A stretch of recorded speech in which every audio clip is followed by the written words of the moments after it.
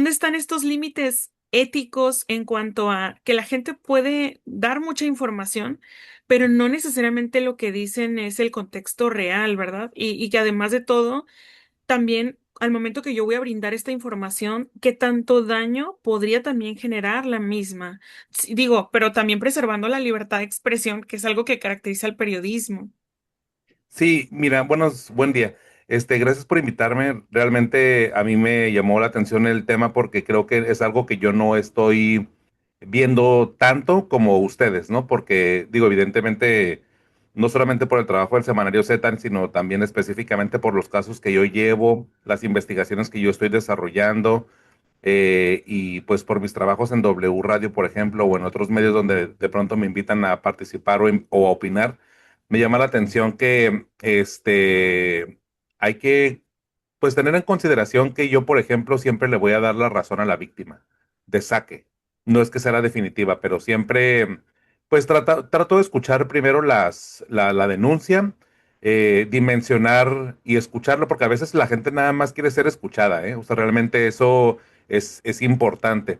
Y después de escucharla y de comprender el problema, trato de explicarle cómo estoy viendo yo el problema para a partir de ahí decirle que no porque denuncie, tiene la razón, ¿no? Y tratar de ser imparcial. Sé que muchos periodistas utilizan la palabra objetividad o el concepto de objetividad como la bandera principal del periodismo. Para mí es la imparcialidad. Hay que escuchar a todos, hay que pues tener en consideración qué es lo que está ocurriendo y también dimensionar que en los medios de comunicación no se litiga, que en los medios de comunicación se expone y pues sí, de un poco se presiona para que pues los momentos o los procesos jurídicos se consumen porque sé que no se litiga y un poco lo quiero hacer referencia porque cuando nos han llegado casos donde se hacen denuncias específicamente laborales, recuerdo huelgas, recuerdo manifestaciones o protestas, puedo recordar incluso señalamientos de abusos laborales o incluso acoso. Y desde esa perspectiva, yo pues trato de hacer base con obviamente las autoridades que son las que llevan la investigación, ya sea la fiscalía, dependiendo del delito, o la propia Secretaría del Trabajo y Previsión Social, tanto la estatal como las oficinas federales. Y así trato un poco de empezar a tratar de contar la historia mientras a la par solicito información a la empresa. Pero aquí lamentablemente sí nos enfrentamos como medios de comunicación a una ola de reserva de información que es respetable porque pues si las empresas son privadas pues evidentemente respetamos que no quieran compartir información o que quieran litigar en espacios jurídicos donde se pueden litigar y no en medios de comunicación. Pero tampoco elaboran ningún comunicado o un pronunciamiento y sé que a lo mejor las demandas o las quejas pueden ser muchas, pueden ser pocas, y sus áreas de comunicación o de recursos humanos no tienen estas habilidades para tener un contacto constante con los medios de comunicación, ni tampoco incluso sus órganos empresariales. De pronto sus órganos empresariales se ponen muy a la defensiva. Lo que quieren destacar siempre es lo positivo y lamentablemente lo negativo ni siquiera lo ven como un área de oportunidad para poder mejorar o para poder esclarecer los casos y evitar que se repitan. Entonces, en cuanto a lo laboral, esa es la constante y más o menos la ruta. Y entonces te terminas quedando solamente con la queja, ¿no? Te quedas quedando con la versión oficial, incluso institucional, de que sí se está trabajando o que sí se está haciendo una auditoría o que se está revisando, pero se queda en ese plano y realmente no avanza a mayores. Sé que esto puede generar un desprestigio para las empresas, pero créanme, al menos en el Semanario Z, que sí quiero destacar mucho esto, que es un medio de comunicación que viene de una perspectiva, por así decirlo, tradicional, es decir, un medio impreso, ¿no? Que lleva 45 años, que tiene una oficina, y eso, pues, tiene una oportunidad para que la empresa que se sienta agraviada o que quiera hacer una fe de ratas, una aclaración, tenga dónde ir. Pero el nuevo reto es estos espacios de redes sociales, quiero hacer entre comillas, porque realmente una cosa es ser un medio de comunicación donde tienes esta protección jurídica, donde hay este cuerpo, ¿no? De, pues, institucionalidad contra una página de Facebook o contra un influencer que pues no tiene oficinas y que a final de cuentas no tienes una instancia en donde ser notificado. Yo sí identifico que hay dos tipos de tipo de comunicación o tipo de ejercicio periodístico, eh, dos así muy grandes, ¿no? Uno que es criticar para destruir y otro que es cuestionar para construir, ¿no? Pareciera que la práctica es la misma, pero uno cuando cuestiona es porque trae información y trae datos y pregunta el por qué se llegaron a esos datos, cómo se llegaron a esos datos. Insisto, yo no opino, yo cuestiono, ¿no? Y trato de, pues, exhibir y mostrar la información como trato que es y que cualquiera pudiera acudir a ella, ¿no? Entonces, sí nos demoramos en eso, pero la verdad, siendo muy franco, sé que es un tema delicado porque el desprestigio, pues uno lo puede tomar incluso, pues ahora sí que subjetivamente, ¿no? O sea, a veces la verdad desprestigia, pero porque pues se vivió o de alguna forma se navegó una empresa o una persona pudo haber navegado sobre la mentira o sobre el engaño ante la población. Entonces es un poco ahí subjetivo en el tema del desprestigio. Híjole, me deja Ernesto con muchas preguntas y con muchas reflexiones, ¿no? Pero sí valoro y respeto esta parte que él plantea que hay que gestionar, sí, hay que gestionar la comunicación, pero no todas las organizaciones tienen la capacidad operativa para gestionar la comunicación. Y segundo, sí, me encanta lo que propone desde lo numérico, desde lo jurídico, ¿no? Porque es verdad, hay que argumentar, pero de aquí a que llegamos a comprobar desde lo jurídico o lo numérico, la persona atravesó por una crisis. Y yo creo que eso es un elemento fundamental también. Las personas no estamos preparadas para enfrentar crisis en donde se nos nombre como agresores o donde fuimos víctimas, ¿no? Creo que ahí viene otra parte, ¿no? Aquí viene la otra parte en la cuestión de cómo vivimos las personas estas crisis, ¿no? Donde se nos señala lo que algo hicimos mal, ¿no? Que a veces ni cuenta, ni no nos dimos cuenta, no fue con la intención que se describe, ¿vale? Y además, hoy estamos bajo el miedo. Quienes nos dedicamos al liderazgo estamos bajo el miedo constantemente. Yo lo escucho mucho en los docentes, en los maestros, en los jefes, en bueno, pero es que ahora con la ley tal, pues ya no sé si lo estoy haciendo bien. Ahora con la ley otra, ya no sé si lo estoy haciendo bien, ¿no? Y uno tiene que ver por falta de conocimiento y preparación, ¿va? Sin lugar a dudas, la voluntad de querer mejorar día a día para ejercer un liderazgo en el que el bienestar de las demás personas sea un elemento central, nos cuesta mucho trabajo porque dentro de una cultura laboral, que eso es lo que queremos cambiar, nos enseñaron que las personas, bueno, o quienes ejercen el liderazgo tenían que ejercer el poder, ¿no? El poder, y justo también lo dijo Ernesto en este sentido, la autoridad y el poder mal empleadas, ¿vale? Y que el tono de voz va a pesar, ¿no? Que el tono de voz indica algo, ¿va? Pero que ahora lo interpretamos de una manera sumamente arbitraria, ¿vale? Si me alzó la voz, si me hizo una cara, es más, hasta si el correo lo recibí con mayúsculas, ¿no?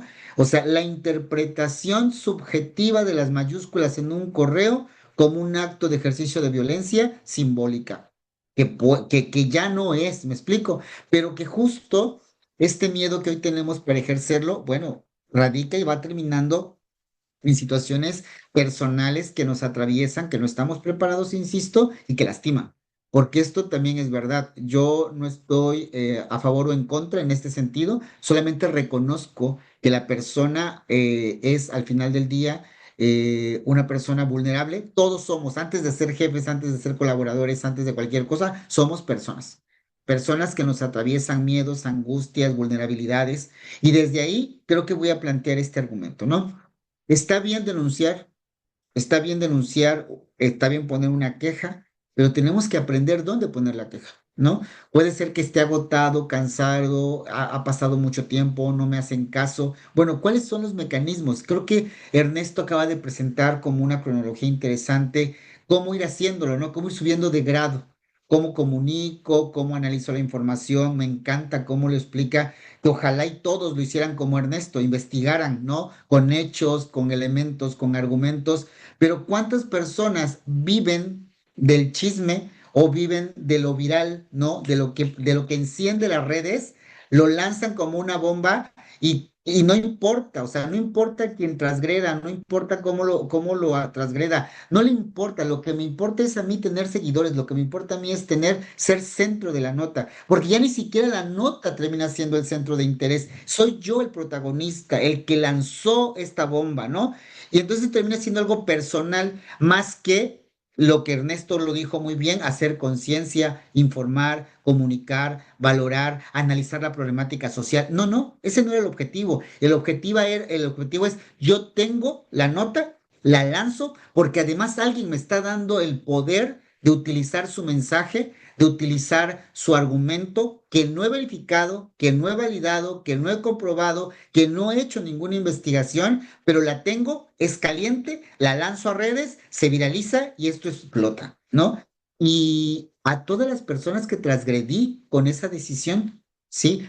Ya lo dijimos, la empresa, el jefe, la persona, porque es más, la misma persona que puso la denuncia entra en crisis cuando ve la bomba que lanzó sin tener certeza de lo que lanzó. Es cuando decimos el dicho, ¿no? Lanzo la piedra y escondo la mano. Pero también cuando yo lanzo esta información, voy a pasar por un escrutinio personal y moral, porque si hay un efecto inmediato en la otra persona, cuando yo dije, ay, bueno, yo nada más quería que lo regañaran, pero que no lo corrieran. O sea, también viene todo esto, ¿no? O sea, era tantito, nada más era tantito, pero ese tantito superó todo aquello, ¿no? Entonces, creo que es algo complejo porque todos tenemos derecho de emitir, todos tenemos derecho de denunciar, todos tenemos derecho, es nuestro derecho humano, ¿sí? Es uno de los derechos más loables que tenemos, ¿no? El poder denunciar en el que algo nos sentimos incómodos o incómodas, eso es fundamental. Qué bueno que ya existen leyes que respalden esa libertad, pero ahora creo que tenemos que buscar los mecanismos, la sensatez de hacerlo y no utilizar cualquier espacio para denunciar, porque justo entre lo íntimo, lo público y lo privado hay mucho que discutir y mucho que analizar. Híjole.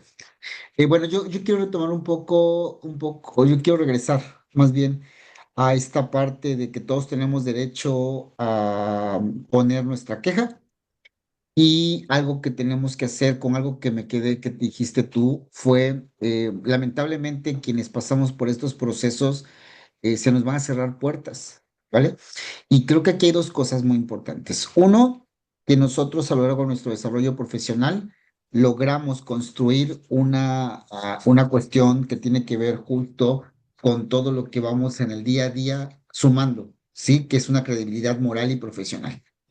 Cuando un líder ha construido y ha consolidado, ¿no? Ha consolidado una credibilidad moral, pues sí, vamos a pasar la crisis, ¿no? Vamos a pasar una crisis, pero que después la congruencia sostenible a través del tiempo nos da el valor y nos da pues la verdad, por así decirlo, ¿no?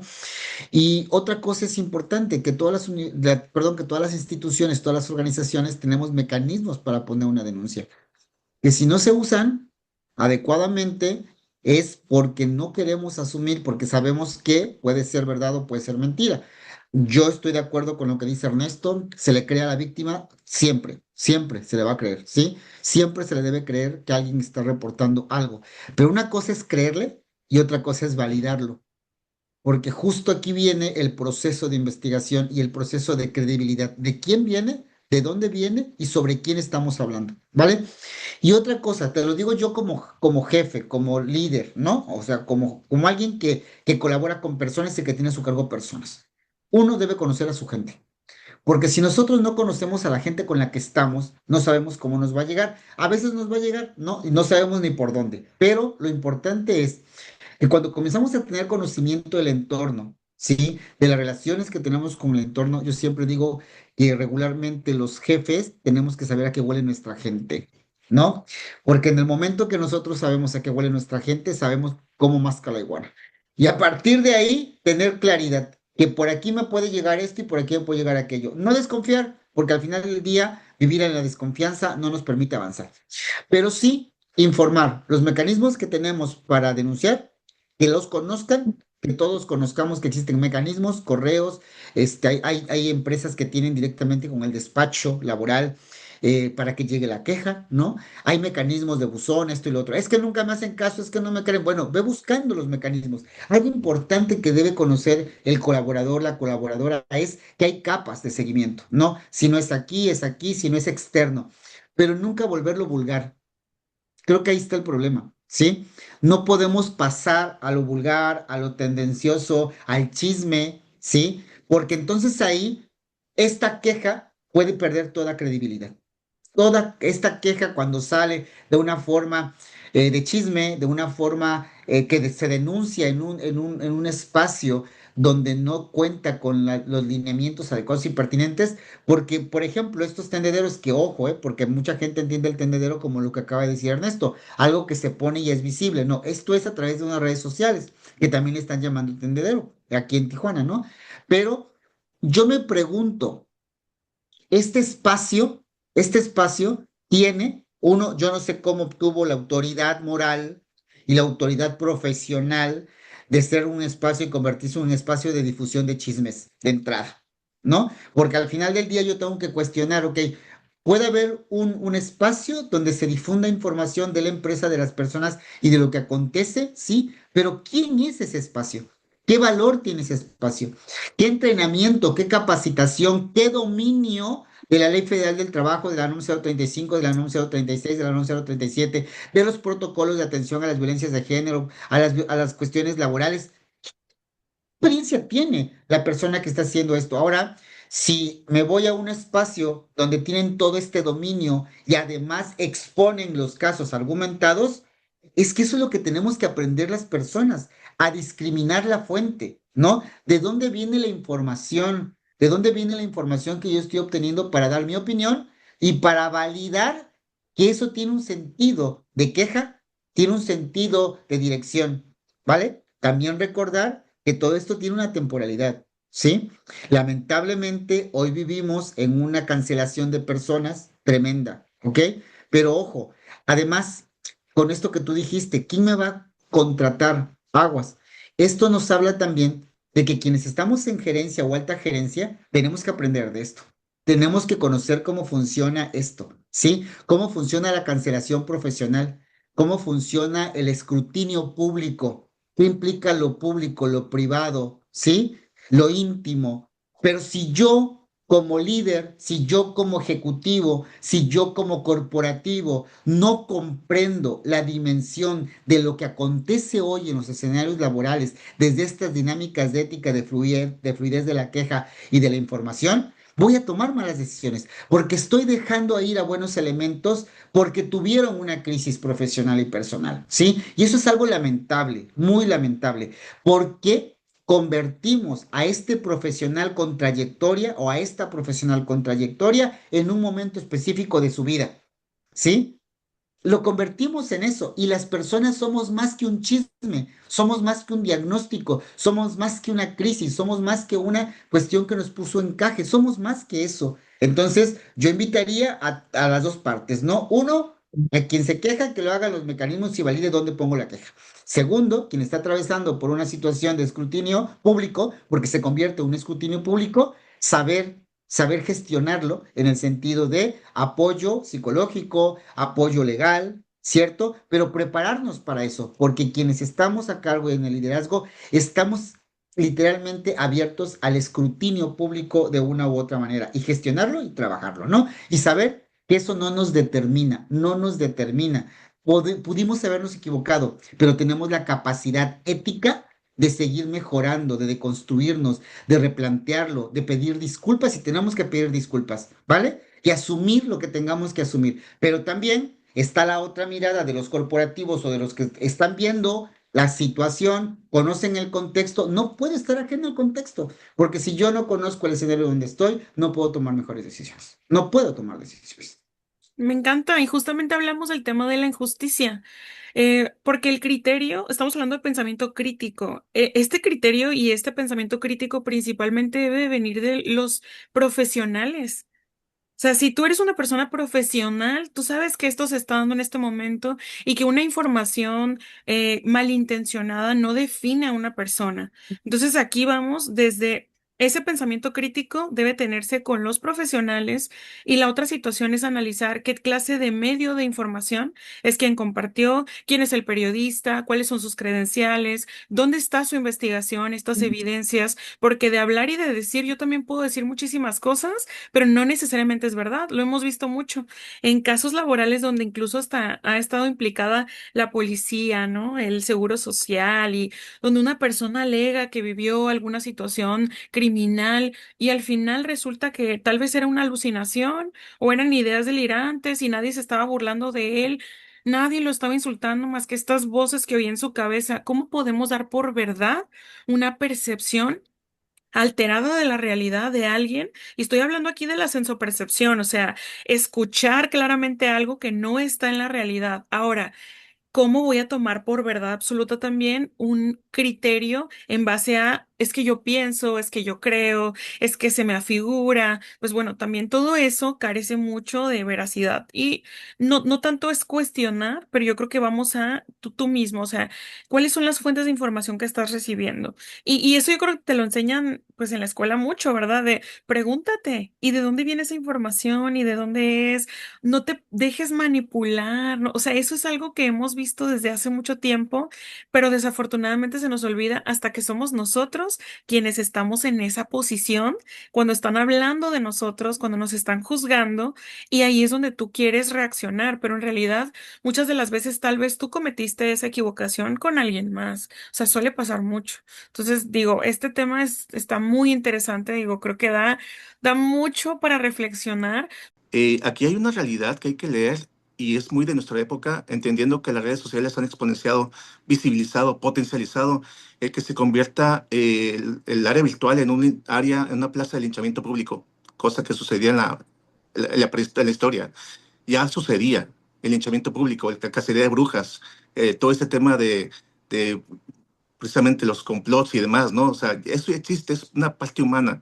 Ahora las redes sociales lo que hacen es que facilitan que cualquier persona pues tenga un canal de comunicación y que sea masivo. Y sin estar en contra de esto, aquí el punto es que la crisis que comenta Ernesto, bien apuntado ahí, creo que la crisis de la información está en dos sentidos.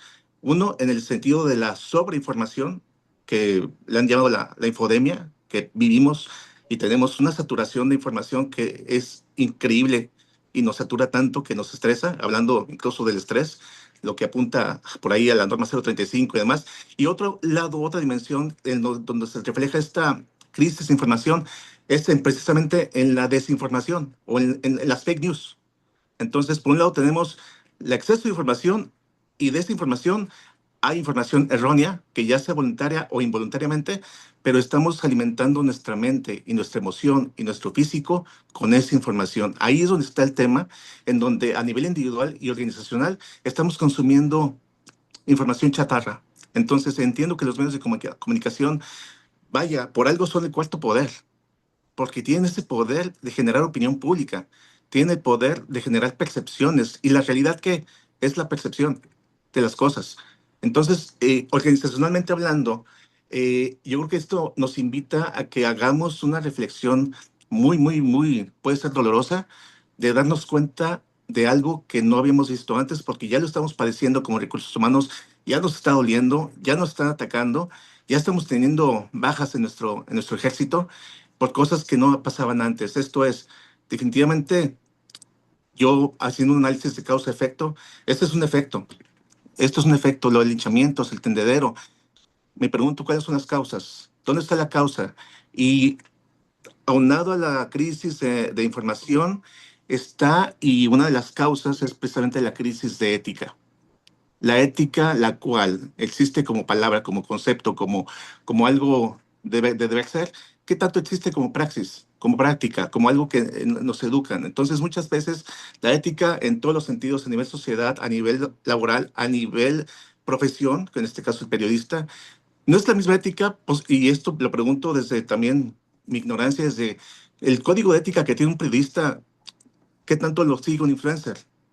Entonces, no hay, digo, ignoro, pero no lo hay, o no hay alguna acción concreta que el influencer se apegue a una cuestión de ética y que el influencer le pagan y por marcas, por intereses comerciales, Y el periodista pues está más al lado de la información, de la comunicación, de la veracidad, de la oportunidad de informar a la comunidad. Entonces, ahí estamos ante una realidad que si bien es externa a la empresa, ¿qué puede hacer la empresa? Y la empresa definitivamente puede hacer todavía mucho atendiendo las causas. Y las causas están, como decía el maestro Antonio, el momento en que conozcas a tu gente, en el momento en que redefinas tu liderazgo, un liderazgo basado en la integración de valores a la práctica, la ética a la práctica, los derechos humanos a la práctica, a través no de protocolos, todo de letra muerta, pero de prácticas. Muchos de los programas que yo por ahí sugiero en varios temas, pero ahorita acá hay muy aquí al tema, es que deben tener la triple C. Si hablamos de ética, por ejemplo, la triple C es que todas las empresas debemos trabajar en C de comunicación, C de capacitación y C de concientización. Debemos de trabajar en 3 programas que nos alineen a que si vemos que algo tiene consecuencias, hay que comunicar, luego hay que capacitar y también, y más importante creo, pero hay que concientizar. Concientizar, lo cual ha sido un poquito eludido, evadido por algunas empresas, es decir, pensamos que es comunicación o que es capacitación y concientización debe ser un proceso de reflexión para poder llegar a un darte cuenta y poder por su consecuencia actuar de manera diferente desde las áreas gerenciales, directivas y posteriormente en cascada bajar hasta los niveles operativos o a niveles más bajos del organigrama. Entonces, digamos que en una especie de pequeño resumen, sí, estamos en una crisis, sí, de acuerdo, estamos ante una falta de causal, una cuestión de ética, pero creo que aquí, y esto quisiera ponerlo como algo esperanzador para las empresas, es que se abre un portal de oportunidad enorme, precisamente para que a la realidad que vivimos el día de hoy podamos enfrentarla con otro enfoque, precisamente con otra visión de comunicar lo que debe ser, de capacitar cómo debe hacerse y concientizar por qué debe hacerse. Totalmente. Ahí Eh, es donde está la clave que nosotros como recursos humanos debemos empoderarnos para hacer ese liderazgo y cambiar, en este caso, este efecto que es y el debe verdadero empezar por laboral. recursos humanos, definitivamente, Otón. El maestro Antonio menciona que ya se está por retirar. No sé si quiere aprovechar, Ah, maestro, para mencionar algo final. Y el mensaje que nos comparte en el chat, ahorita lo revisamos. Sí, creo que no hay, como justo lo decía Otón y como también lo afirma Ernesto, no hay una guía de ética para influencer, ¿no? Hay algunos escenarios, yo conozco este de influencer que sacó la Profeco desde la salud pública, porque muchos psicólogos y psicólogas se ponen a hablar de marcas, de productos y de servicios, pero también tienen que considerar elementos éticos, ¿no? Como estos que plantea la Profeco desde lo que tiene que ver con las marcas, que a veces es eso, ¿no? Pero bueno, regresando al tema central que hablábamos de los tendederos, del escrutinio público al que somos expuestos, aquellos que nos equivocamos o que de manera sistemática lo hemos hecho, porque es verdad, hay que asumirlo también. Pero yo creo que tendríamos que ir en un camino central y es todos, antes de cualquier profesión y de cualquier rol o función que hagamos, somos personas, ¿sí? Y al considerarnos como personas, estamos dentro de un sinfín de vulnerabilidades.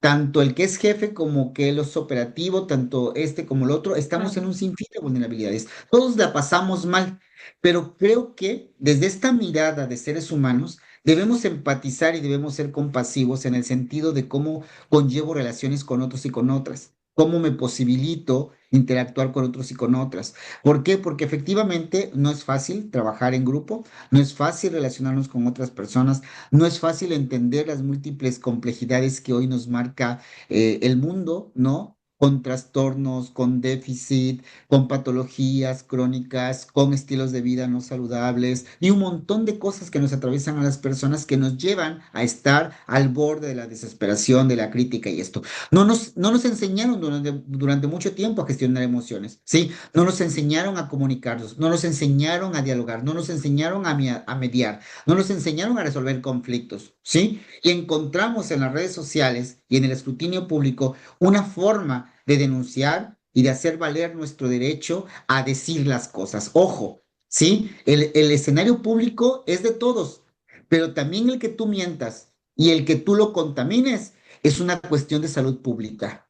Y no lo estamos viendo, De porque acuerdo. malinformar, ya lo decía ahí Autón, malinformar también perjudica, también nos daña. Porque si yo escucho una mala información o que algo está pasando en determinado lugar y mi mamá trabaja ahí, mi hermano trabaja ahí, mi papá trabaja ahí, yo entro en crisis pensando que le puede estar pasando lo mismo a otra persona. O sea, no medimos la consecuencia de la información que yo lanzo, ¿sí? No medimos lo que le hacemos sentir a otros que ni siquiera tienen relación con la situación, porque los metemos, de por sí sobrepensamos, ¿no? Un montón de cosas. Y luego es que volvemos a lo mismo.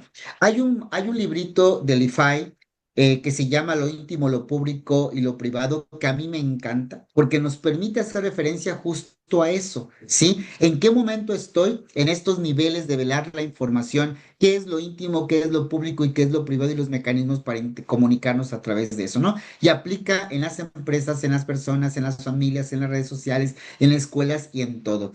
Hacer uso eficiente del derecho que tengo a levantar mi voz, súper. Es algo que tenemos que reconocer y hacer. Yo tengo derecho a levantar mi voz, pero en este levantar mi voz tengo que ser consciente de que levantar mi voz implica asumir riesgos, abrir vulnerabilidades, ¿vale? Que cuando yo hago valer mi voz, tengo los argumentos suficientes para defender lo indefendible, para demostrar con hechos tangibles lo que estoy diciendo, que mi voz no sea aventar algo que va a diluirse, no, aviento algo consistente, que es detonante para hacer valer mis derechos y para hacer valer los derechos de los demás. Porque si yo tengo argumentos sólidos, no solamente pongo de manifiesto hacer uso de mi voz, sino empodero, facilito y promuevo que otros que también están pasando por lo mismo lo digan, pero con argumentos. Porque entonces enseño a argumentar una postura y no a generar infodemia,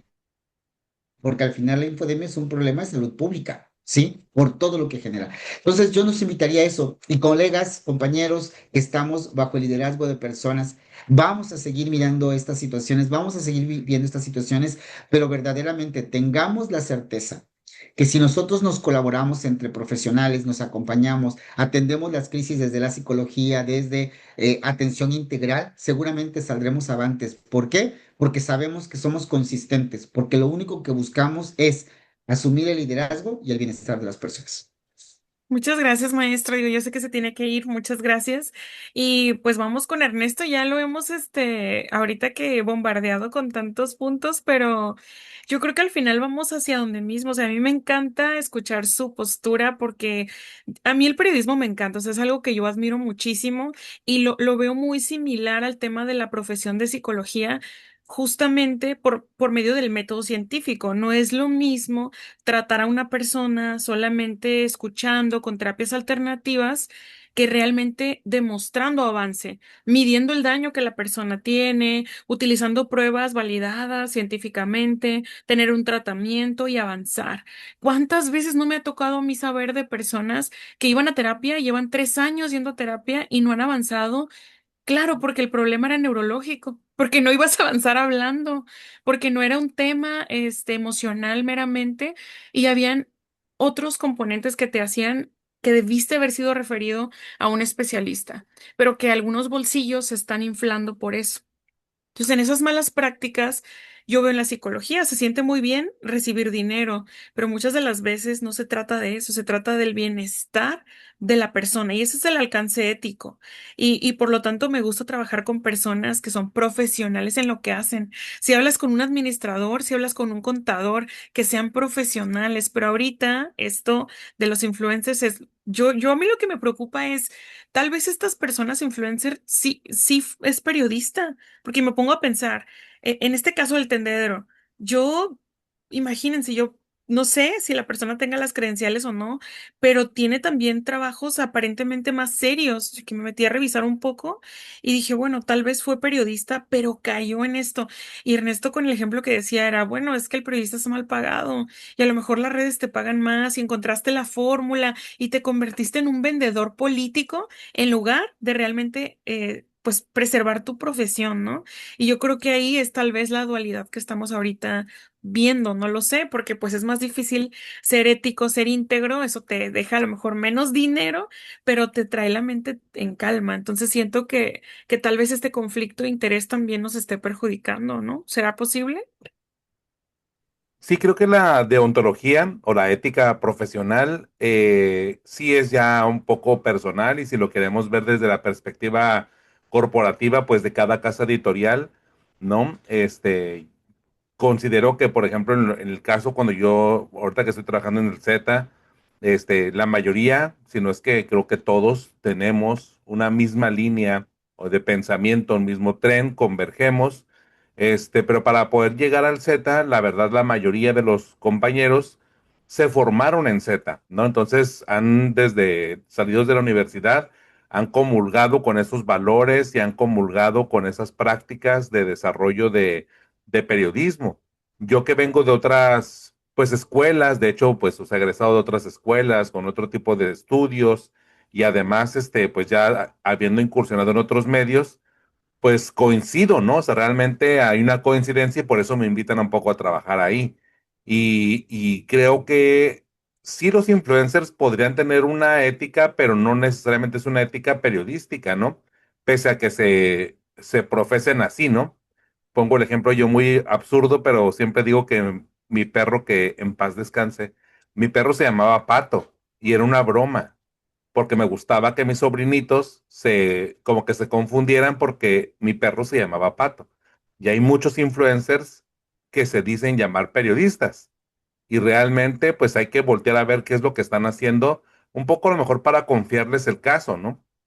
Pero honestamente, sé que el grueso de la población no va a tomarse la precaución, y ahorita por eso el ejemplo burdo que hice de cómo era la sociedad antes y cómo es ahora, no se detienen en pensar, ¿no? O sea, realmente pues van a acudir al influencer que creen que tiene el alcance, que va a poder tener el eco, y un poco lo que yo comentaba, ¿no? Pues en el desprestigio está la catarsis a veces. A veces no están buscando justicia, están buscando la catarsis, porque vivimos en un país que no ofrece justicia o que la justicia es tan subjetiva que a veces no hay los elementos para que esa subjetividad de un tercero comulgue con la mía. El maestro Antonio, que hablaba acerca de que, bueno, siempre se le crea a la víctima, pero la investigación valida, y sí es cierto, ¿no? O sea, yo siempre le creo de saque, le creo a la víctima, y ya después voy investigando y voy acotando cuál es la realidad, ¿no? O cuál es el caso, un poco para poder propiciar el precepto de imparcialidad. De hecho, hay personas que a veces son acusadas de delitos. Recuerdo mucho el caso de una directora allá por Cedros, aquí en el sur de Tijuana, en donde abusan de una niña de kinder, un conserje, y ella en el parte policíaco que yo alcanzo a leer, dice que ella expresa a la policía que no trabaja ningún hombre. Y entonces cuando yo voy a la escuela y pido una entrevista con ella, primero ella me recibió atacándome, ¿no? Diciendo que yo estaba grabando a los niños y que por qué estaba tomándole fotos a los niños. Cuando le dije, bueno, ¿eso usted de dónde lo sacó? Y ya revisó mi celular. Dije, mire, yo nada más estoy aquí básicamente por algo muy concreto. ¿Usted es la directora? Sí. Y cuando me dijo que sí, me dijo, y no quiero dar entrevistas y no voy a grabar, y no quiero que me grabe. Eso fue lo que me dijo. Yo respeté porque pues respeto lo que ella me diga, ¿no? En contrario a ella que me estaba acusando de algo que claramente no había pruebas. Pero bueno, no iba a entrar yo a ese terreno de la discusión. Yo iba por un objetivo muy claro. Le dije, yo quiero saber por qué usted dice que no hay ningún hombre trabajando cuando yo claramente aquí estoy viendo a uno. Y no sé si esa es la persona que abusó de la niña o no, pero había un hombre detrás de ella con uniforme del sistema educativo estatal. Entonces, un poco medio se saca de quicio, me dice que me va a reportar y se fue. Pues la persona es su familiar, por eso lo estaba negando y le dio uniforme para estar de cerca de los niños, confiando evidentemente. A ella también la traicionaron, pero yo el trabajo periodístico que publicamos en torno específicamente a ese caso, pues estaba lleno de declaraciones de la fiscalía y las declaraciones de ella en la fiscalía. Y es un tema laboral, si lo ven desde esa perspectiva, ¿no? En donde ella incumplió claramente con los conceptos básicos de protección a la niñez y a los estudiantes.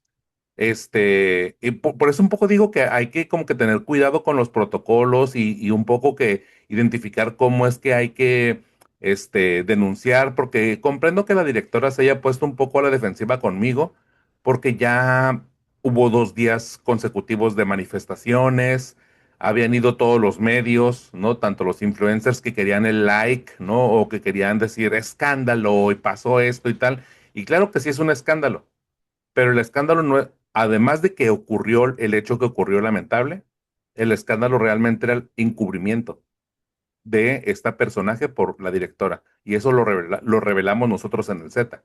O sea, aparte de lo doloroso que fue el abuso de 2 niñas, porque aparte eran 2 niñas, este, pues esta dinámica, ¿no? Y la verdad, todavía más doloroso es que se amparó, que sigue cobrando y sigue calentando una silla en el sistema educativo estatal esta persona. No la directora, el que abusó. La directora sigue trabajando. Y no sé si con el compromiso de cambiar los protocolos. Espero que no le vuelva a tocar una emergencia así. Pero un poco es pensar en eso, ¿no? O sea, a mí los casos que me ha tocado a lo largo de no sé cuántos años llevo reporteando ya. Tengo 42, llevo 25 años en el ejercicio periodístico. Y obviamente el dinero no me llama, porque sí es muy bonito y todo, pero la verdad, pues no, o sea, no es mi objetivo, ¿no? Mis satisfacciones son que me inviten a los podcasts, que mis satisfacciones son que me reconozcan en la calle, que me saluden con gusto, que me puedan confiar la información. Pero realmente sí quiero dejar muy en claro que en los medios de comunicación, un poco nada más por el comentario, no, o bueno, al menos en el Z, no recibimos dinero para callar. O sea, eso no se calla. Si alguien quiere comprar publicidad, que la compre. Hay espacios publicitarios para eso, no para Maestro. poder silenciar, ¿no? Sí. En el caso de los otros medios, pues la verdad, sí, ya yo respeto cómo se conduzcan, pero pues en el Z tienen algo que nos caracteriza a Tijuana es el periodismo de investigación. Y afortunadamente desde hace 45 años lo lleva Z.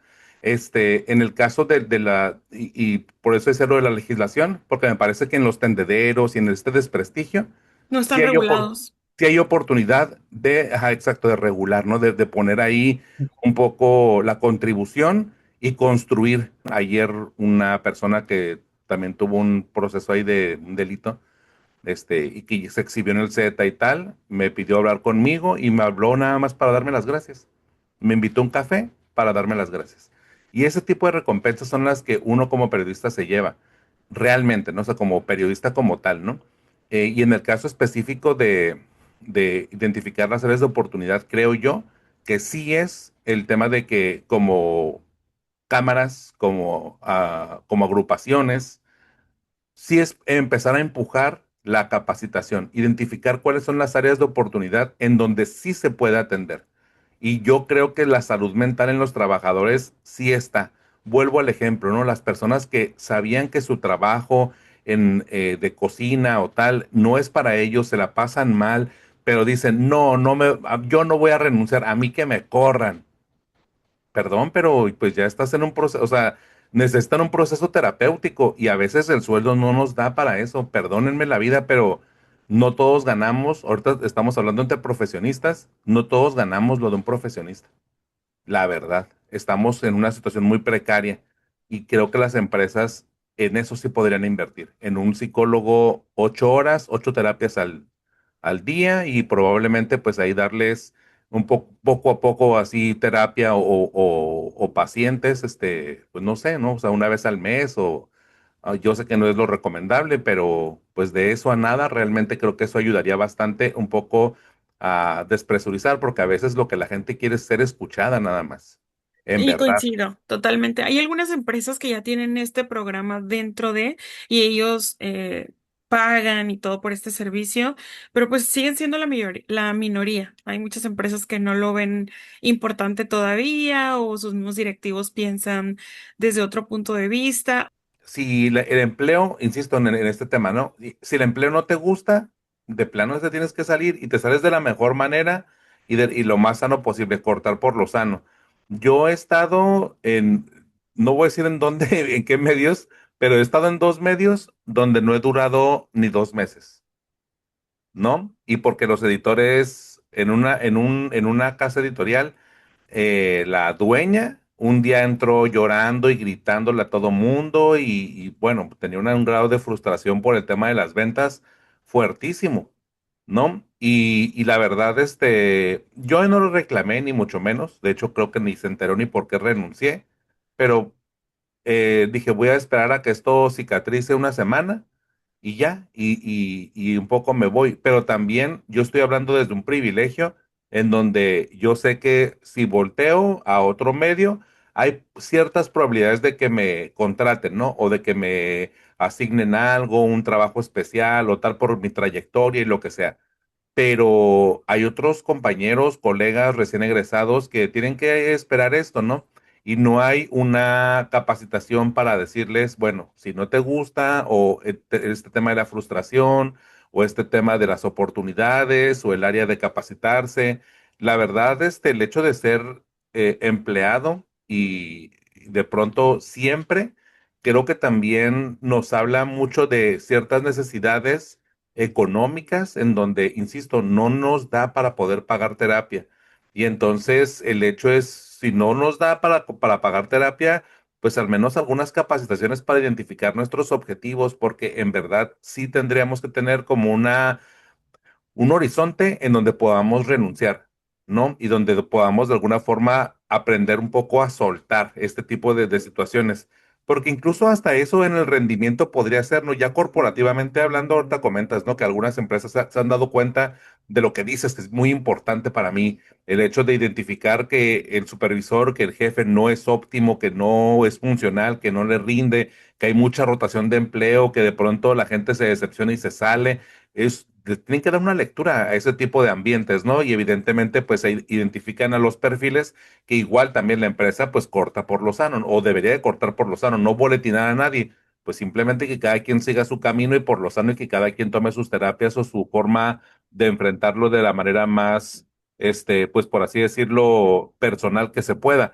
Pero honestamente, estamos en un camino en donde creo que y un poco yo como reflexión así global o general, salvo lo que quieras preguntar, es pensar en que nosotros, bueno, como empleadores, tendríamos que tener un área de comunicación para poder mitigar esa parte, pero esa área de comunicación o recursos humanos, tendría que estar integrada por psicólogos y comunicólogos para que juntos puedan elaborar estrategias de capacitación interna de salud mental y también de comunicación externa ante crisis. Por la parte de los empleados, pues precisamente incentivar que tomen terapia, que tengan este tipo de situaciones y en la terapia un poco que algunas sesiones o algunas pláticas estén enfocadas en si esto no es para ti, salte, ¿no? O sea, en verdad, ¿no? O sea, si no, Autoconcepto y autoestima, partimos desde sí, ahí, claro, empodérate, toma una decisión, eres bueno para lo que haces, confía poco en ti, digo, eso a lo mejor a nosotros nos ha llevado nuestro tiempo entenderlo, pero creo que las personas tienen que también a veces, es como la deserción escolar. Tú quieres, no sabes si vas a continuar o si no, y decides irte, pero muchas de las veces te pones a reflexionar y dices, bueno, si tal vez alguien hubiera platicado conmigo, si alguien me hubiera orientado, si me hubieran dicho cómo resolver el problema que tenía en ese momento y que me dieran opciones. Entonces la gente abre su panorama y es maravilloso lo que encuentran después. Y creo que sí es tanto el miedo que nos han insertado de tienes que trabajar. Tienes que tener un empleo formal y si no, estás prácticamente a la deriva. Entonces, mucha gente asocia esto de no puedo perder mi trabajo, incluso si son muy buenos haciendo otras cosas. Si lo puedes combinar con otro, qué padre, porque eso yo creo que es lo que te mantiene, pero no todas las personas pueden. Entonces, está lleno el trabajo de personas resentidas por situaciones que pasaron hace mucho tiempo y que además ahorita se va agravando toda la violencia y por eso los climas laborales que vemos en este momento están, pues, preocupantes, porque las personas, digo, para que ya una persona desarrolle ansiedad por su trabajo, algo anda mal, ¿no? En el ambiente. Entonces aquí te das cuenta muy fácil quien ya no quisiera estar en esa relación. Pero es como en los matrimonios, cuando ya no hay nada que hacer, ya ni hay amor, ya estamos juntos para destrozarnos, somos una pareja perversa, porque ya estoy aquí a la guerra contigo, pues, o sea, estoy aquí y me voy a incapacitar. Siempre un avance humano, siempre un avance tecnológico conlleva un dilema ético. Y aquí nos enfrentamos ante esta situación y habría que replantear desde la educación, desde los futuros estudiantes, líderes, comunicadores, psicólogos, cómo esto está afectando y cómo también esto a las empresas dicen, eso, ¿yo qué gano, señor, señora, empresario, compañero empleador? La reputación es un activo intangible, del cual si una vez que tú lo pierdes, una empresa vale por lo que tiene a nivel material, pero también por su marca, por su reputación. Se le caen los clientes, se le caen las ventas, se le cae el producto y por supuesto el clima laboral. Y Entonces, tal eso lo vemos importancia, mucho, Tom, perdón, en la industria automotriz. Ellos sacan sus boletines donde están obligados, tal lote de vehículos falló. claro, Tráiganlos para nosotros repararlos. Y eso le da mucho prestigio y confianza a los clientes. y piénsalo a nivel individual. Tú no vas con un doctor que tenga una reputación pésima. No No, vas a ir con un dentista, no vas a ir con en este caso, un periodista con que tenga una reputación pues de tramposo, de ser incoherente. Por supuesto que no. Y Dios nos libre de ir a que no tengas una necesidad de que te operen con un doctor que tiene un título falso. Entonces, veterinario. un veterinario. Entonces, creo que ahí tenemos ahorita la principal el punto donde esta palanca que mueve el mundo es la ética. Y la ética es hacia los trabajos, hacia las escuelas, a nivel corporativo, a nivel individual. Y es la parte donde creo que hay una toma de conciencia interesante y un poquito resumiendo y validando el ejemplo, ahorita que pones este ejemplo de Miss Universo, pero creo que si algo bueno de las redes sociales es que pues nos da a conocer este tipo de lecciones prácticas y que ahí le podemos sacar mucha lección y esta generación nueva que tiene este concepto que los derechos humanos lo establecen como la dignidad, creo que es una deuda que nos ha costado, que tenemos que empezar a pagar enseñando qué es la dignidad, cómo se manifiesta, cómo la ejercemos y cómo no nomás tenemos que defender nuestra propia dignidad, sino también la dignidad de los demás. Y ahí es donde entra todo lo demás. Dicen por ahí una frase que decía, bueno, si hay valores, si hay ética, no tiene que haber leyes, porque por consecuencia se cumpliría, ¿no? Entonces ahí es donde considero que podemos empezar a tener bastante para trabajar. Me encanta. Muchas gracias, Otón. Muchas gracias, Ernesto. Digo, yo creo que podríamos estar aquí por horas hablando sobre esto.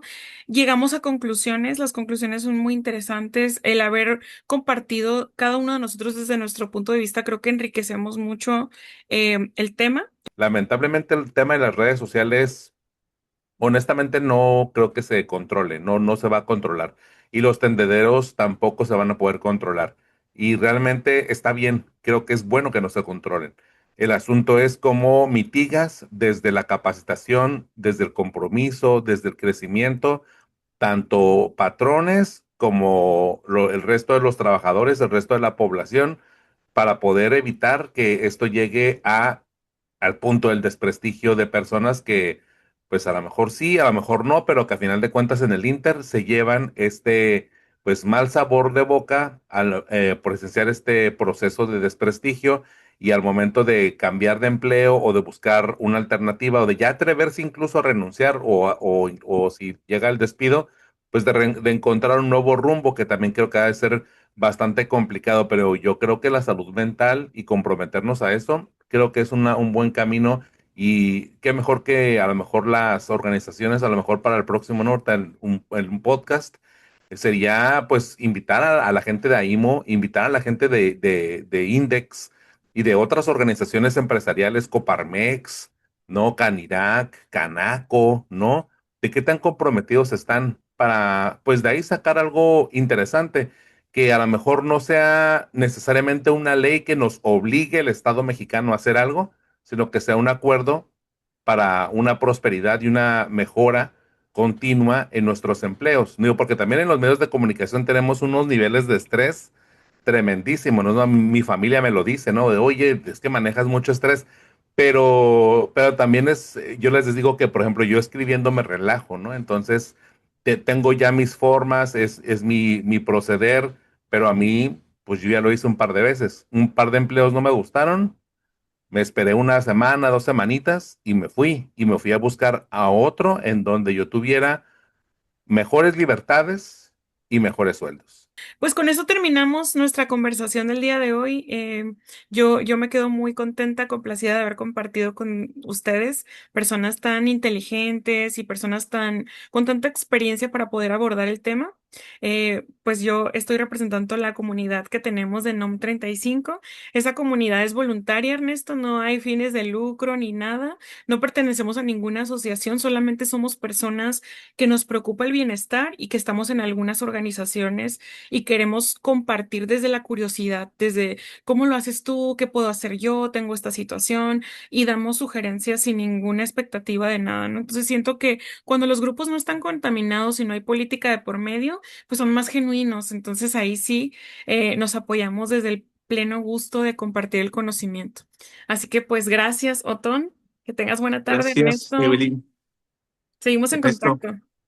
Sí, claro que sí, mucho gusto, tan mucho gusto, Evelyn, y pues sí, bueno, mantenemos en comunicación y ahora sí que, pues, que vengan, ¿no? Los demás podcasts y los más debates, porque creo que solamente dándole seguimiento y llevándonos como estas tareas entre todos, ¿no? Yo también trataré de, en lo periodístico, tratar de que cuando haya una conferencia o cuando haya, pues, lamentablemente una denuncia, ¿no? Un poco tratar de que en el cuerpo de la nota o a veces a lo mejor incluso hasta en el encabezado, tratar de retratar estas necesidades que hoy platicamos, porque es que es un poco darle, es parte de la retroalimentación. Yo siempre he comentado que parte del trabajo periodístico, o bueno, parte de la preparación, de la actualización periodística es precisamente siempre estar atento y pendiente de lo que ocurre en la sociedad, de las nuevas preocupaciones y también de los nuevos enfoques, ¿no? Porque pues a final de cuentas, los nuevos enfoques es lo que nos ayuda a mantenernos vigentes y